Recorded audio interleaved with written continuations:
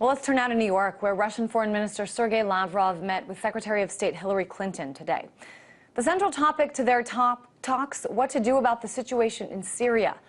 Russia, of course, along with China, have already vetoed previous attempts by the U.S. and the UN Security Council to try to pave the way to bring down the government of Bashar al-Assad. Leaders from both Russia and China say they're simply following international law, and they want to try to help the region come up with a diplomatic solution. Earlier, I spoke with our correspondent, Anastasia Churkina. I asked her if today's meetings had brought us any closer to an agreement on Syria, and here's her take.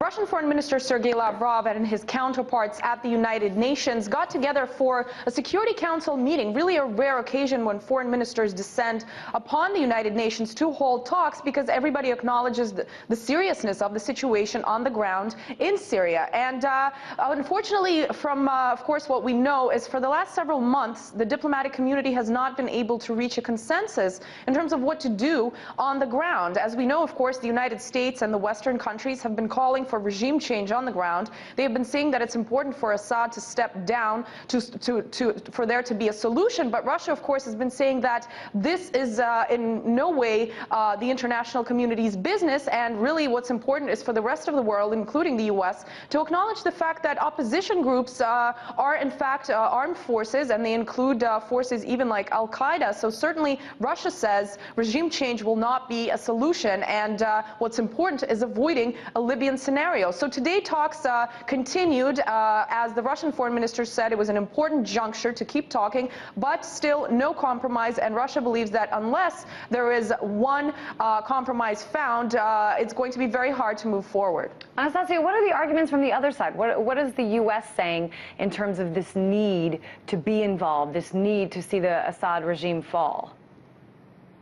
Well, the U.S., kind of traditionally believes that regime change is a way to find a solution to a crisis. But unfortunately, history has shown that that is not the case. And sometimes regime change can bring even further violence and a situation that is even worse for the Syrian people. But the United States continues to say that the world has to stand up for the Syrian people. And standing up for the Syrian people means backing the position of the United States and its counterparts. But that is something that the U.S. keeps saying, and they're saying that really the bloodshed will be on the hands of Russia and China because the world's conscience, really, this is the time when it's affected and this is the time to act. So really there's a big misunderstanding there in some ways, that the U.S. thinks this is the appropriate thing to do. We know that the words intervention have not been said out loud yet, at least not openly, but there have certainly been reports that this is something that's being considered. And we're going to have to wait and see how this develops, whether the diplomats find a joint solution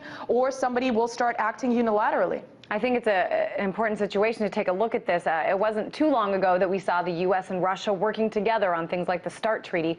But as you say, now there is some finger pointing going on, and there is sort of this notion that the U.S. wants to blame Russia for getting in the way, for the violence continuing in Syria. Did you sense that energy? Did you sense a sort of weird mood between Lavrov and Clinton? Well, there's definitely some tension in the official positions, of course, of the two countries, and I'm sure that kind of energy continues to exist since there's still no solution. Everybody came to New York in hopes to kind of move forward, but that has not happened. Importantly, Russia, however, said that, it's the finger pointing and the blaming people can continue for as long as other countries want, but the fact of the matter is that one country, in this particular case, Russia, cannot find or, be responsible for a specific solution. And the Russian foreign minister was very clear about this earlier today. Take a listen to what he said. It's not honest when people say that everything depends on Russia. I would love to see such a situation for the Russian Federation and the world affairs.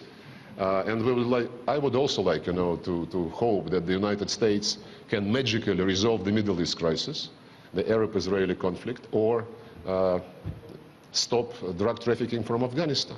But we all understand that today's problems of the world cannot be resolved by the desire or efforts, even insistence, even action by one country alone.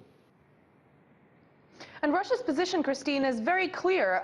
Sergey Lavrov was meeting with his Arab League counterparts the day before coming to New York, and they agreed on 5 key principles of what should come next. Those things include a halt of violence and a ceasefire on both sides of the conflict, something that the West still refuses to recognize, creating a strong monitoring mechanism, providing full support to Kofi Annan's mission on the ground, as well as humanitarian aid to all Syrians involved in the conflict, and really the unacceptability of outside intervention. And this is something that's key, because we're going to have to wait and see whether countries, including the U.S. and the West, will be able to refrain from such an intervention. All right, RT correspondent Anastasia Churkina keeping us up to date with these meetings. Thanks so much.